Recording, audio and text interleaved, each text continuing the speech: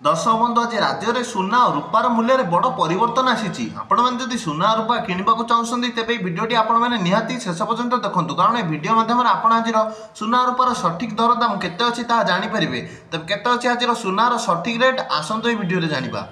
आज भारतीय बजार में 24 कैरेट सुना दर 10 ग्राम पिछा 69,000 टंका रही। सेहीपरि भाव 22 कैरेट सुना दर 90,750 टंका छुई।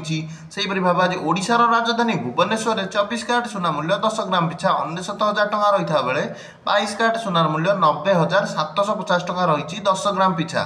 सेहीपरि भाव आज भारतर राजधानी नुआदिल्ली में 24 कैरेट सुना 69,150 टंका और 22 कैरेट सुना 90,900 टंका रही। सेहीपरि भाव आज मुंबई में 24 कैरेट सुनार मूल्य 69,000 टंका और 22 कैरेट सुनार मूल्य 90,750 टंका रही।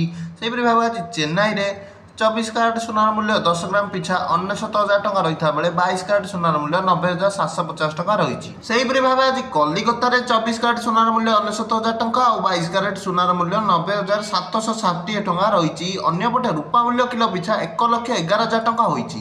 आज सठिक रेट भिडियो भल लगे भिडियो लाइक चैनल सब्सक्राइब कर दिंतु।